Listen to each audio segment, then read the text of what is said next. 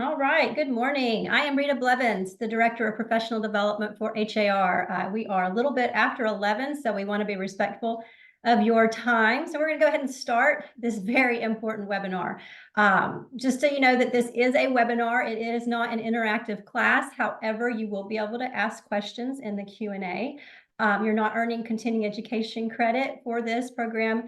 This is informational, but very important information, as we all know. So we'll talk about the classes and the process in just a few minutes. We know that change is hard, but we're here today to do everything we can to make this as easy on you, our members, as possible. So we want to make sure you have the information you need to be able to continue to conduct your business in a seamless way. So that's why we are here today. During this webinar, you will hear an overview of the changes that will be happening and the timeline for implementation. We're going to have a legal update from HAR Legal Counsel, Grant Harpold. HAR MLS Project Manager Nathan Goebel will talk about the changes that you will see in Matrix and elsewhere. And then finally, Texas Realtors Senior Instructor and Educator Extraordinaire, Mishika Gilroy, will give an overview of the biggest changes to the existing forms and some new forms that have been introduced. Just know that this is very fluid, and so we want to make sure that you're up to date on the most current information. So just a few housekeeping notes. Yes, this webinar is being recorded. Again, yes, this webinar is being recorded. So all of you will receive the recording shortly after we conclude. You do not need to be on camera. You do not need to log in. You don't need to use the app. We just want you to listen in and learn. We are also going to house the recording on our HAR TV YouTube channel, so you can get it in a multitude of ways. Please feel free to post your questions in the questions and answer area, the Q&A area. Do note, we have nearly 3,000 members that are registered for today's session and a limited amount of time. So what I would do, I would suggest writing down your questions, and if the subject matter expert doesn't cover them during their time, then post your questions. So again, just kind of trying to help to keep this organized and fluid. Just write down your question and then come back to it and type it in the Q&A. Also, if we do run out of time, or you feel like you didn't have the opportunity to get your question answered, you can always email your questions to memberfeedback@har.com. We're going to post that in the chat. Memberfeedback@har.com. And just to be clear, you're only going to be able to interact and ask questions through the Q&A section, and that is just to help keep this streamlined with so many folks. So for a more deep dive into the contracts and forms, and I'll share this again later, I encourage you to register for one of our upcoming classes, the forms you need to know. We're offering these for free. They are also approved for 3 hours of continuing education and will count towards your contract's course requirement per track. So we will post the link to register for the courses in the chat throughout today. And if this is important, you see that a class you are seeking is full, please contact the education department. We'll adjust the seating so you are able to attend. I guess that's the beauty of online courses. We do have classes being offered in the morning, the afternoon, evenings, and on Saturdays. I think we've got one coming up this Friday night. You get to hang out with Mish. So you want to miss that one. I don't want to miss that one. So before we get started, we need to show the quick antitrust statement that we will display, and we show at all meetings. Please take a moment to read it, and then we'll get started.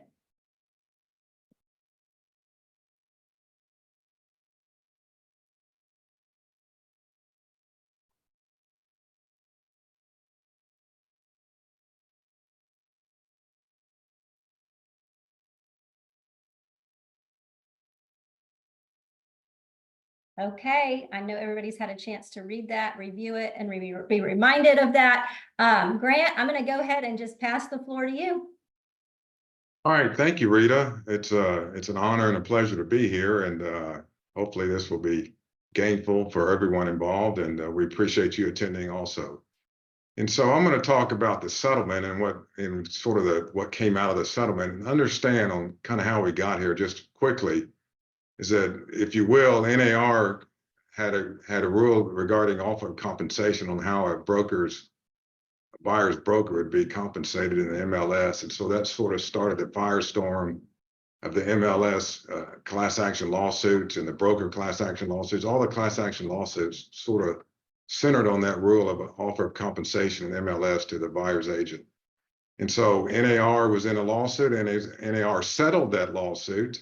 And so as a result of that settlement, since you're NAR members, it brought about settlement terms. Anytime you settle a lawsuit, there were settlement terms that have to be enforced.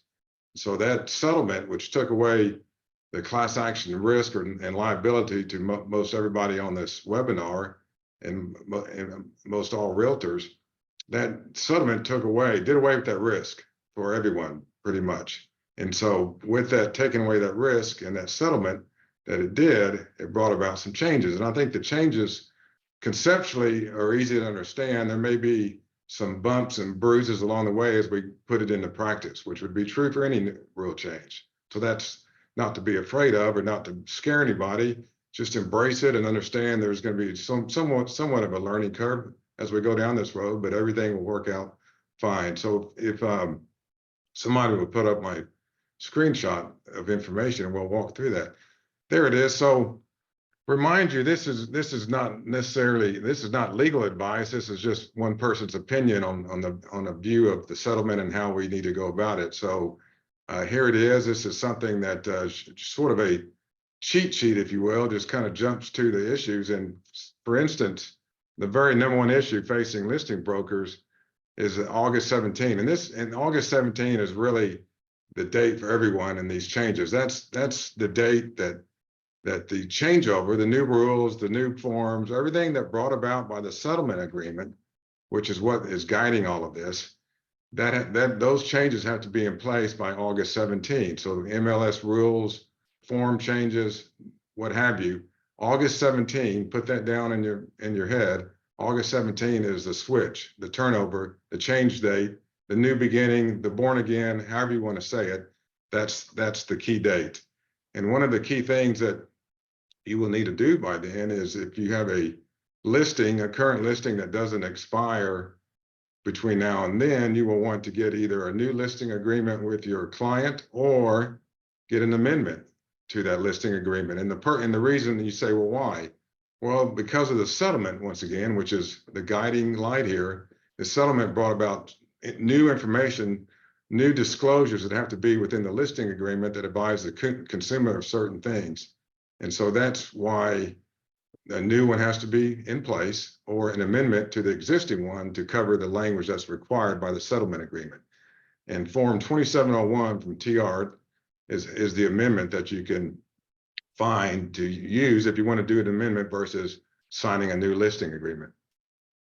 And so that August 17 is the first big date. The second big date, at least currently, is June 24, 2024. So just starting today, really, and going forward is TR has new forms out. Forms that are in compliance with the settlement agreement as we understand it. So those forms going forward from today should be used, whether it be a new listing agreement, buyer rep agreement, whatever it may be. Those new forms should be used going forward. I mean, that's sort of because those forms are, as we understand it, in compliance with the settlement agreement. And so the new forms are out or should be out. And so if you have a new listing going forward, that new form is something you should start using versus the old form, which you will have to change by August 17 if you use the old form. So be sure you're up to speed on seeing and understanding that there is a new form, new listing agreement form is what I'm referring to, and start using that. And so, and I think the key thing to come out of this as far as starting on the list side, because that's where the compensation and broker begins, that information regarding compensation to be paid to another broker or to a buyer's broker used to be in the MLS. It's going away. And so that's one of the reasons you need a new listing agreement, because that aspect of the listing agreement language is going away. There will no, starting by August 17, which again is the drop dead date on following the settlement rules, no compensation information as far as what is offered to another broker or buyer broker can be in the MLS. So the compensation field is going away. And so you say, well, can I put something in agent remarks or somewhere else? that discloses what me as a listing broker or the seller is willing to pay another agent, another buyer's agent, whoever, in regards to the transaction. No, you cannot. No agent remarks, no nothing. The MLS is no longer the vehicle to publish any information about brokers' compensation. That can be done anywhere, everywhere, but nowhere on the MLS. So anywhere, everywhere outside the MLS, but nowhere in the MLS can there be any publication or mention of what compensation, if any, would be offered to a buyer's broker or another broker in a transaction. So I hope we're clear on that. That is pretty fun. That goes to the heart of the whole lawsuit and how it was settled and what brought us here today. And so that's important to do. Then also, that's probably the most, as I said, fundamental concept of the settlement is that very issue, because that's what brought about the lawsuit, the compensation in the MLS. So that's done, over with, going away, will not be available, will not be in there at least by August 17. I think August 16 to be, just to have it in advance. So, but there's also a new field that comes about. Look, we've always had a right to have concessions, a seller offering concessions to a buyer. That's always been something you could have or at least disclose internally in the MLS between agents and agent remarks. What's being done going forward will create a new field that allows the concession to be put into a number, meaning that there will be consent, if you will, in the listing agreement that allows the seller to offer a concession to the buyer for buyer expenses like closing costs, repair expenses, something the buyer may need money for and the seller is willing to offer as part of the transaction. And that concession can be published in the MLS and ultimately on HAR.com. And you can put a figure in there, you can put nothing in there. It doesn't matter. Do whatever you want on that. Do nothing, put something. Even if you put something, even if you put a figure in there, it's something that still would have to be negotiated or not as part of the ultimate purchase contract. So it's just another vehicle of information for the buyer, and that may be helpful to the buyer, and the seller can do it or not do it, or agree to it at the time of purchase or not. It's very fluid, very, very negotiable. It's just something else that the seller can consider or not as part of the sale of the property that they have listed. So that'll come about, I think, at least, as I say here, by July 9, that new field will exist in the MLS. So on the buyer side, again, the buyer representation agreement is something that's now moved to the forefront. I mean, we've always encouraged buyer representation agreement when you're assisting or working with a buyer on a property. Now, under the settlement and the new rules, and it will be a new MLS rule, is that you must have an agreement in place with the buyer before you show a property to the buyer. Showing would be either in person or even if you're there in person and shooting out videoly or virtually live at that very moment. Same thing applies. Agreement in place with the buyer before you show the property. And you may say, Grant, the buyer won't sign the agreement. Well, you can't force them to sign the agreement. So what do you do then? Well, you can't, as the rule says, the new MLS rule, and as part of the settlement, an agreement has to be in place with the person you've been working with, the buyer, if that's who your client is, by the time of showing the property.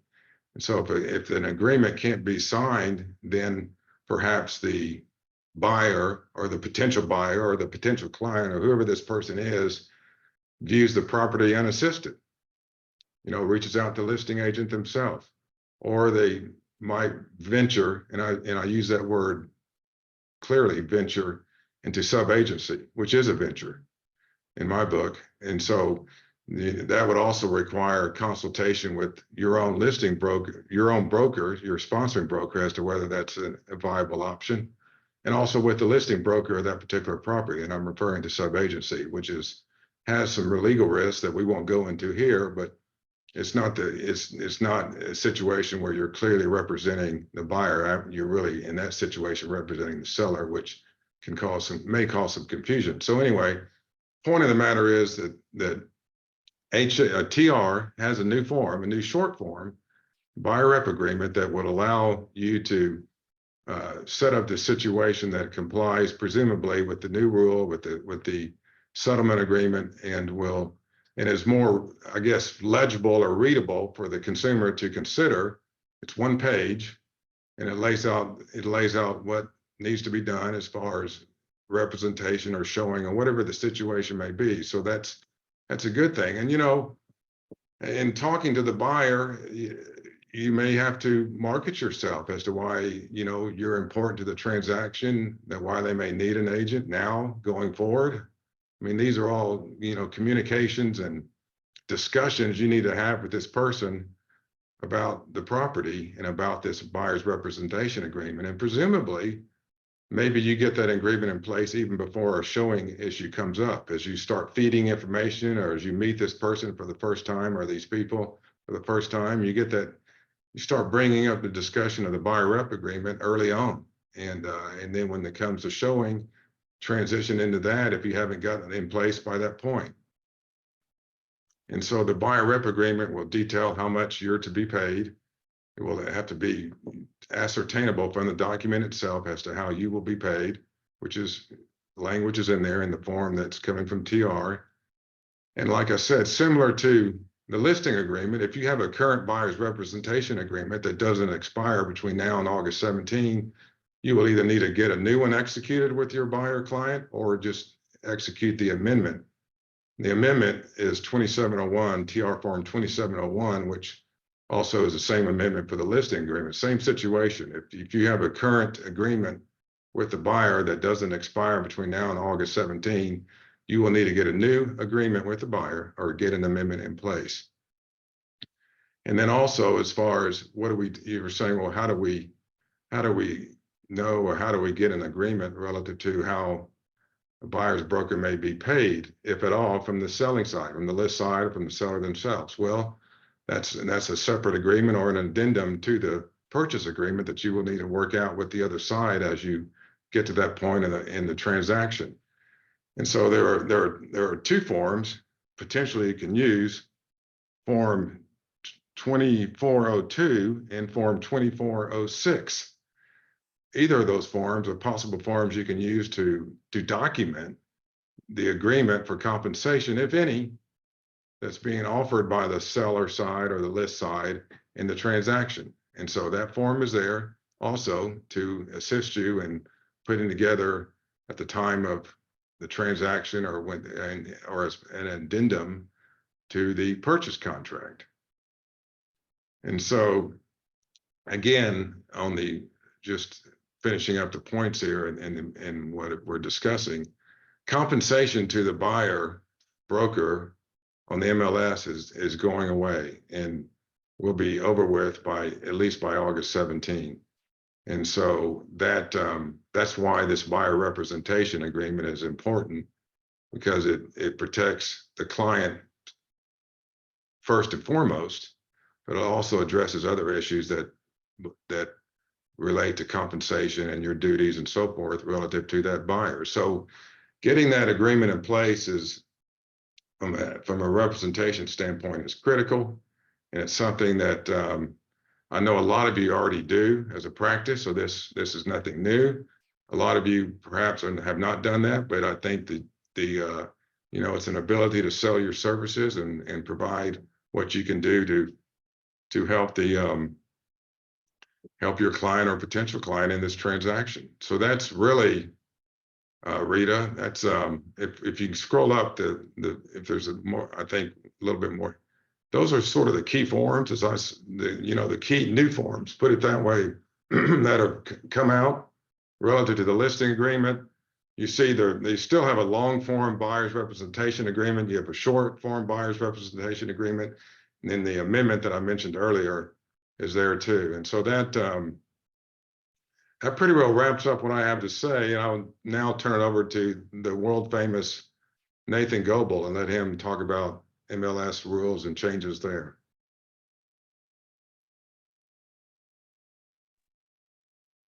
Okay. you could bring my presentation up to show the changes for the MLS that are relevant to the NAR settlement, please.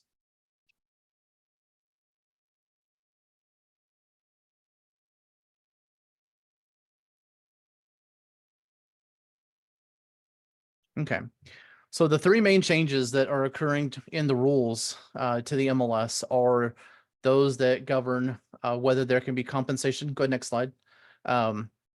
A written agreement such as a residential buyer's representation agreement. This must be signed before you conduct a showing. Any offer of compensation to the buyer's agent must be communicated outside of the MLS, reiterating what Grant had just covered in depth. And then we'll be adding a new field to the MLS that Grant covered as well to communicate the possibility of the seller making a contribution. And let's take a preview of what the changes are going to look like. Next slide.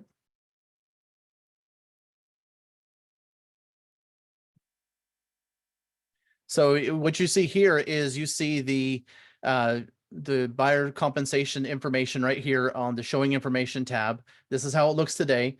On August 16th, when you come into Matrix and you go to add edit, when this section will be completely removed.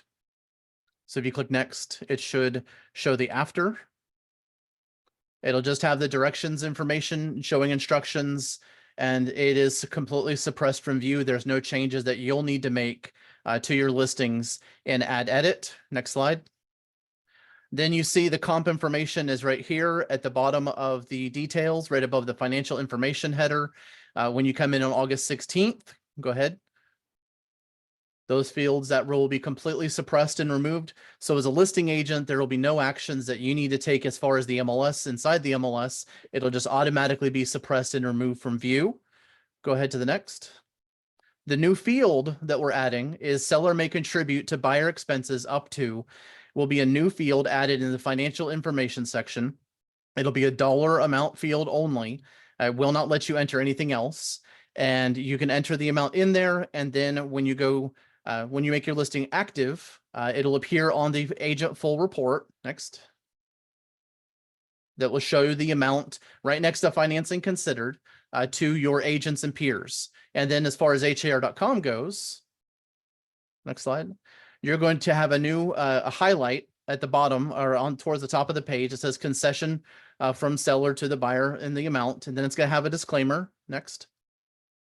That's going to say this reflects the seller's willingness to consider a concession contribution towards the buyer's expenses, but is not guaranteed. Buyer and seller may negotiate a contribution, if any, in relation to the purchase contract. Any contribution from the seller may be used by the buyer at their discretion for items like closing costs, repair expenses, interest rate, buy down, etc. And this will all be available in Matrix and on HAR.com by July 9th.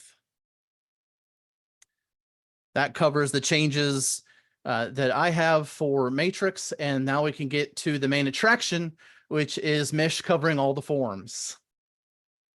No pressure. Thank you, Nathan. Let's give Mary Angie a moment to bring up the quick piece of PowerPoint we put together here. Hey Mish, while Yes. she's doing that, I just want to let everyone know we are reviewing the questions that you're posting, and we are responding. Looks like we'll probably have a little bit of time at the end to kind of go through and have you guys answering the ones that maybe are relevant or not covered during your talk. So again, if you have questions, wait until you hear from Mish and then type them in if she doesn't get to them. So as Mish gets started, I got one last thing I forgot to mention. Wait. Let's go back to the beginning. You're right in the middle at 2401. We need to go back about 5 slides. That gives me time to say this. Yes. I did confirm that at least an hour ago, the blank forms have updated on TAR's website and are available to all members that can log in. It's behind their login.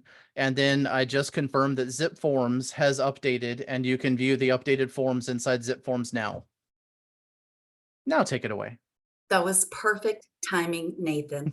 So I have been fastly and furiously in the Q&A trying to respond to your questions. So the first thing I'm going to say is this: join us in class. Every question you all have asked so far is covered in this class. So right now we're just saying, ready or not, change is coming. There are some things you need to know. Grant and Nathan covered a nice majority of it. The forms we start using today. Let me say this now in slow motion. If you have people who are under former contracts, the ones that we were using yesterday, if they're listings, if they're buyers reps, and you go into contract before August 17th, so like Grant said, on August 16th, if you go into contract any time between then and now, you are fine with the old forms.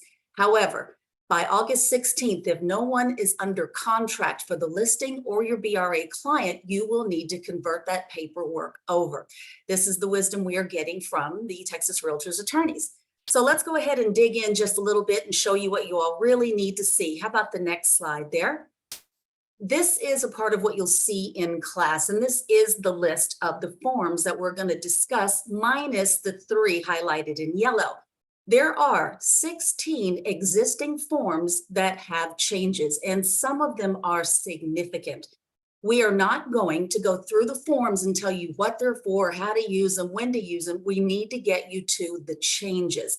So some of that will be an in-house brokerage training thing. But again, we're going to show you the things that have changed, compensation, how it's noted, how you might accidentally lose it if you don't consider something else. We're going to cover all of those things. If you look at the bottom in red on this slide, you'll see 3 brand new forms. So again, like Nathan said, these are available in Texas Realtors right now if you want to start seeing them. And then that way, when you come to class, you won't be so behind the 8 ball with what you're looking at. Let's go to the next slide there. So with regard to the class, these are the objectives about the class. And this is literally what you'll see that day. So we're talking about the changes to existing forms and the introduction of the new ones. We won't be able to discuss anything about TREC forms because TREC's got a bigger process to go through before they can change the forms. They have all kinds of procedures, public opinion has to be accounted for, votes have to happen. So Texas Realtors believes that we might see TREC forms change somewhere by the end of this year or early next year. So for now, what Texas Realtors has provided to us will get us across the line for August 17th. The overall goal, again, we want to show you guys what the new forms are for, how to integrate them into what you're doing today. And the class even concludes with a little bit of a list of the order of operations, things like, just because I called Nathan and said, Nathan, are you offering compensation to a cooperating broker? He says, yes. That's not enough. Now we have to pull out compensation agreements like 2402 to solidify that. So we'll get you all that stuff in class. So you'll know now we got to do this, we have to do that, got an extra new step, etc. We're also going to show you the highly anticipated buyer tenant representation agreement short form. We're going to let you see this one pager that we're going to need to have filled out before we show homes, period. And the form it's very simple. It's very quick. It will accomplish the goal of the existing one that's about 5 pages now. But if all you're going to do is show property and open some doors, you could charge a fee for that perhaps. And that's all that agreement obligates you to. If you need that thing to only be 3 hours long, that's all it is. So we'll show you how to use it, when to use it, etc. And then the MLS rule changes will come up, and then we'll talk about advertising your actual compensation. So let's hit that next slide really quickly. Actually, we can bump over. Now we're going to show you the short form. Now in class, we'll go over this quickly, but for many of you who are curious, this is the form.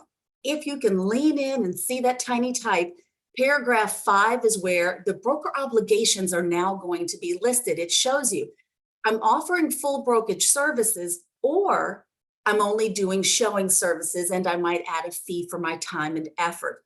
Additionally, let's hit the next one because we don't want to give the class away. 2401 is this form, and this is what was formerly called your registration agreement between broker and owner. Now it's the compensation agreement between broker and owner. While I was in the Q&A section of the Zoom call, I saw someone ask, can we get paid that money from the buyer or from the seller, excuse me, if we have to go through title, or the buyer, if the buyer's going to pay us, how do we get all this? All of these things, believe it or not, are covered in some form somewhere. And in this one, it's going to tell you how you can get that money Things will largely be handled through title. So there's all kinds of good stuff to see. But you're going to need to get used to pulling this form out. And then how about that next one, the 2402, the infamous ABB, the agreement between brokers. Let's hit the next one. There you go. Well, not that. There we go. All right. So that's the form. And this one is what we are nicknaming the MLS replacement. So in the Q&A, some of you have said, can I put in the agent remarks, there is compensation available? Grant helped me out with this, but the answer is no compensation discussion whatsoever, anywhere, at any time, ever, forever, and ever. Is that about right, Grant? Yeah, a double exclamation point. And there you go. So let's get to the next slide really quickly. And I'm not going to show you the form, but here's something you do need to know. So as a result of the changes that were required by the settlement, this form, which has been there for years, is coming out of the shadows, everyone, and it's moving to the front. So when I call someone and say, are you offering compensation? A simple yes in an email doesn't cut it anymore. What you're going to need to do is pull out the ABB and get that thing signed to solidify and confirm the agreement to pay compensation. So we just need to make sure that everybody understands what we're doing. And then the last slide here in this presentation is probably where we could have started. And I think Rita even mentioned this. This entire process is in a tremendous state of flux. It is all still very fluid. We've got colleagues who are teaching these classes right now in other cities, but we got changes as late as 3:30 Friday afternoon. We're not done. Keep your eyes out on your email accounts. Make sure you read everything anyone sends you from HAR, Texas Realtors, or wherever you're a member to see if anything has changed and been updated. I'll wrap up by saying this. At the bottom of this slide, take a look. If there are the questions that you have that do not get answered during class, at the bottom it says you're going to send your questions straight to Texas Realtors by going to forms@texasrealtors.com. Or if you have questions in the moment, by all means, pick up the phone and call the Texas Realtors Legal Hotline. It's awesome. They are so smart. Give them a holler at 512-480-8200, and you'll touch option 1 to get an attorney on the phone. But we just want to let you know that we've got all of these forms except for 3 ready to show you in class, and we'll get most of your questions answered. We just want you to stay flexible to change and open-minded, and you'll get through this process with no problem. That's it for my part of the presentation. Great, thank you, Mish. So we have quite a few open questions in the Q&A area. So I don't know if Grant, Nathan, Mish, if you guys want to kind of look through some of those and see if there's anything that you did not cover that might be plausible to answer at this point. Also, when we send out the recording, we will answer some of the questions that maybe we didn't get to in that email as well. So Nathan, was there anything that you saw in the Q&A that you were able to answer at this point?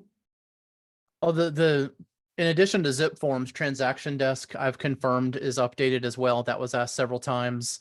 Dotloop, I don't have direct access to their platform, so I can't confirm, but I could only assume, as large of a vendor as they are, that they have it updated by the end of the day.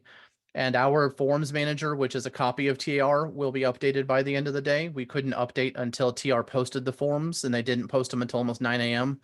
this morning. I got up early to try and post them, but had to wait. Several questions surrounding the contributions that had come in, and it's kind of straightforward. Is the field binding? And the answer is, of course, no. It's a non-binding field. It is a negotiable field, and it can be used for anything at the buyer's discretion. There's not going to be any way to express or convey what that is for. It's just going to be a dollar figure that you're offering to the buyer to use towards the closing of their contract. Grant, I saw several questions about involving rental. Does this apply to rentals? Let me follow up what you just said, because Me too. the listing agreement, the new listing agreement has a question about the seller contribution concession for buyer expenses that will need to be answered one way or another. And if consent is obtained from the seller to do that, then you can use there's a new form, or let me say updated form 1412 1412 Right. that will give you authority, backup confirmation of what that number is, so that you put in the MLS if the seller wants to do that. And it also says you can or cannot share that information with the public. It will say, I am open to being asked for compensation, whether they indicated they have it or not. The form says, understand, just because you didn't offer it does not mean you will not be asked for it. But if they are offering it and they tell you how much they're offering, there is yet another checkbox, like Grant said, brand new update, late Friday. Am I allowed to tell people how much the offer is or how much you're willing to consider? So be very careful about over disclosing things now. I'm just seeing these questions about tenant buyer rep. There as part of the settlement, the NAR settlement and the new rules that came out of the settlement, that does not apply to a tenant rep agreement. So the obligation to have an agreement in place with a possible tenant to show that possible tenant a property that is for rent is not require, or is not mandated to have that agreement in place. Be a good idea, but it's not mandated. And then likewise, back to compensation, there's again no compensation even on rental properties as to what the compensation would be to the tenant agent in that transaction. That is not or will not be on the MLS. That's going away also, just to be clear on that. And can I mention something else that I'm seeing in the Q&A? There are questions about bonuses and additional compensation. One thing the lawyers told us at TR, and they drove this home repeatedly, if any level of compensation that you expect to get, a BTSA, a gift card, whatever, if it is not accounted for in the agreement, you can't have it. So there's language that will help you get all of this noted in the form, and they could be amended if need be. But the point to answer those questions is, if you expect to get it, or there's the possibility, put it in these contracts. Grant, I saw it looks like Danny asked if that form 1412 could be put into the MLS. You mean accessible through the MLS? Yeah, like uploading it as an agent only PDF.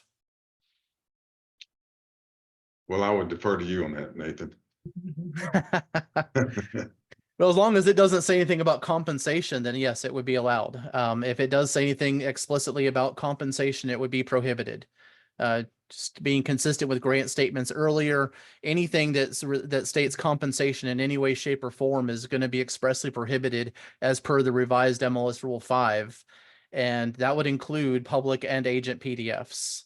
And what I would also add that, as I said before, the concepts here we can understand. The practice of the concepts can be challenging as we go forward. Mm-hmm. And so this particular form is a new form, and whether we have it accessible in the MLS or not, yet to be determined, because we're just now seeing the form for the first time. We want to be comfortable with what it says, and just to Nathan's point, that it doesn't violate the compensation issue. And so I would say on having that form available or accessible or through the MLS at this point is probably not yet, but we're looking at it. Okay. Hey, everyone. Go ahead, Matt. Sorry. We're getting a lot of questions about open houses, and I think some of them are misstating, but so I'm going to state it and then you can correct me if I'm wrong. But if you are a buyer's agent taking a consumer to an open house, then you would need to have a buyer's rep or a written agreement in place before you cross the threshold, basically, to enter the house to show it. If you are the listing agent hosting the open house, you do not have to have a buyer's rep because you're already representing the seller, so you can't represent the buyer. Correct? Or That sounds correct to me. On open house, yeah, the listing, if it's just a pure open house, the consumer that's there doesn't need to have representation necessarily, if that's what you're asking. But if you're there as a buyer's agent showing the property to that person at an open house, Yes. for that Yes. particular reason, I think you need the agreement in place, because Yes. you're there with them, accompanying them, presumably there for a reason, i.e. to provide brokerage services, advice, What do you think about this? What do you think about that? Hey, what do you think this is worth? I mean, all the stuff that may come up in a discussion, whether it be an open house or a private showing, if you're there holding hands or representing your buyer, so to speak, then you need to have that agreement in place. Okay, so an That's open okay. house for a buyer's agent, an open house is equal to a showing. If you're I think taking a that- client. Yeah. Yes, that's the safe approach, and Yep. because you're there with your buyer. I see another question in the chat. There's a lot of questions about where else can we advertise that we are offering some compensation. As long as it's not in the MLS, you should be fine. And what we discussed in the meetings with the attorneys were things like maybe a rider on your yard sign that says compensation available. It might even say buyer's agents welcome as a more discreet way to say, we've got compensation available. More importantly, though, from now on, buyers reps call. This is something we've been doing in the commercial side of our industry for years. You will call and ask that question from now on. But your advertisements, marketing, any kind of information, you need to keep it off the MLS. And if you're going to put it on social media like someone else asked, make sure that you put the IABS on that site somewhere, post it or pin it as a picture on there, but you've got to still comply with other things that were in place. But you're allowed to tell this elsewhere. And one last thing, if you have IDX as a feature, an internet data exchange, or a feed direct from the MLS, and you put compensation information in that listing that appears on your site, that's still a breach of this new agreement. Nothing that comes from the MLS needs to have any compensation notice. If it's your company website, sure, you can put it on there, but just be very cautious that people can't follow that back to the MLS and that compensation is not mentioned. Did I get that right, Grant? You did, yes. I'm So reading much to Q&A know. and listening at the same time. I was trying to do the same So- thing. Another question I want to answer here is, there are a couple asked about, do I have to put a specific dollar amount into the MLS related to a contribution to the buyer? And the answer is no, you do not. It's an optional field that you do not have to fill out. But if you do fill out, but your seller does not want you to put a explicit amount, there's a value that's already been in the MLS for many years. And that is under the financing considered field. And it is just lost my exact verbiage. Seller to contribute to buyer's closing costs. That's a value that's been in the financing considered field, and it is displayed on HAR.com, and it is searchable by consumers. So if that is being offered, but you do not want to offer a value, that would be what you should use in the MLS to convey that information. Okay, and back to, sorry, I'm focusing on the open houses because we have a ton of questions there, is if you're an agent hosting the open house, but it's not your listing, so you're not representing the seller, I guess you're working sort of for the listing agent, but you're there to get leads basically. So would you need, if it's not your listing, but you're hosting the open house, would you need a buyer's rep for people who are entering the house? Great. Oh, it doesn't, just generally speaking, no, it doesn't sound like. I mean, if you're there hosting it, you're there on behalf of the seller. I don't know how you want to call that, but you're there presumably with the seller's, with the listing broker / seller / selling side consent. So you're a representative of the seller, and that's who your client is, period. Yeah, I would think that moving forward, if they chose to look at additional properties with them, then they need to Yeah. sign a buyer's rep. Yeah.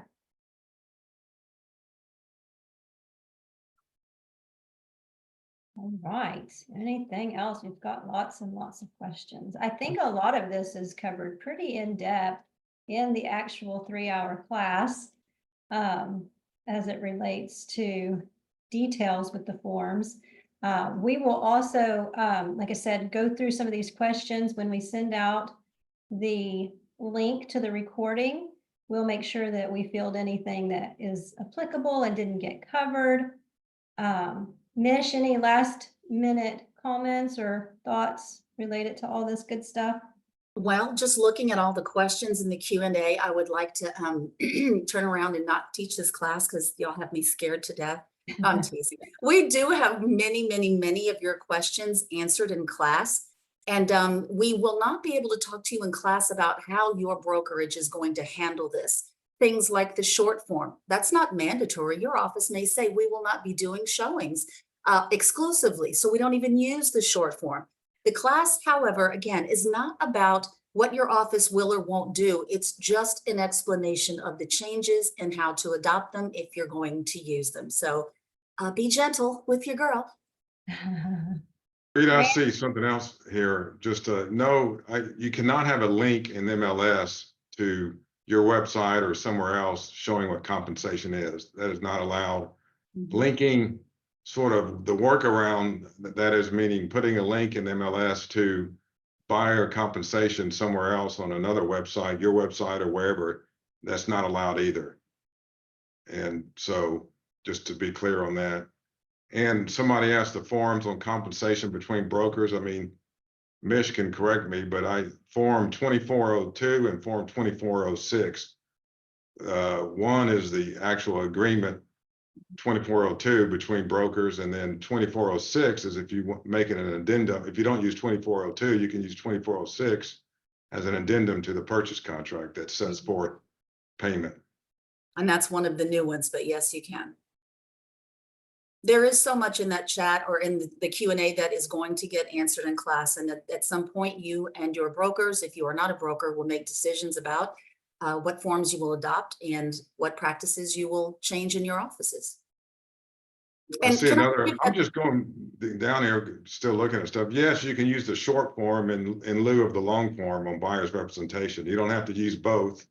You don't have to come in later with the second one. You actually have the discretion to choose one or the other, whichever works for you. And I think the short form is looks to be a viable option versus the long form. I mean, that the intent was to bring all the legalese and what you need without having to explain 5 pages of words to your client. Here, the short form is shorter, hopefully easier to understand, not as much to explain, and allow you to highlight your attributes in addition to what's in the agreement. And let me give that number one more time. I see a couple people missed it.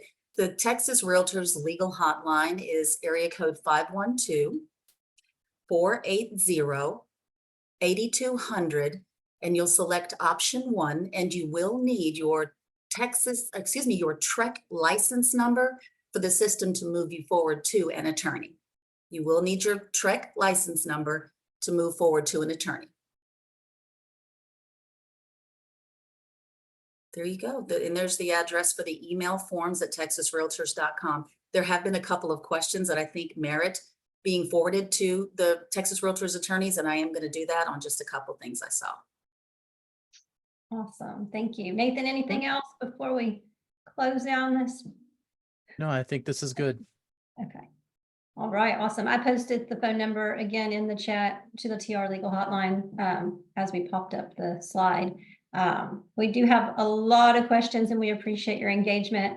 Thank you so much for attending today. As I mentioned, we have recorded this. We are going to share. We'll also try to address as many of the questions that we feel might not be covered in some of the classes, but most of them will be. If you have any questions after this, remember you can email us at memberfeedback@har.com. Remember to register for the classes. We have many coming up. It's called The Forms You Need to Know. We'll repost the link in the chat. We have scheduled numerous classes. We will also go out to your brokerage offices and do in-person trainings. The way that you can do that is by going online and requesting that we come out through our remote learning link, and we'll post that as well in the chat. Again, we need you to have about 25 agents or more in your office to be able to accommodate that in person, but we can certainly do that. We're happy to do it. We want everyone to know as much as they can to help them be successful. So we've got those links in there. Again, this contracts course. The forms you need to know are approved for 3 hours of continuing education, and they also qualify for your contract renewal requirement through TREC. So, and it's free. I just want to make sure you all have the opportunity to see the changes and to understand them. So I thank you for attending. Thank you for being an HAR member. We hope you learned something today. We hope that you'll continue to engage and take these classes and reach out to us to see how we can help. Thanks so much. Have a wonderful afternoon.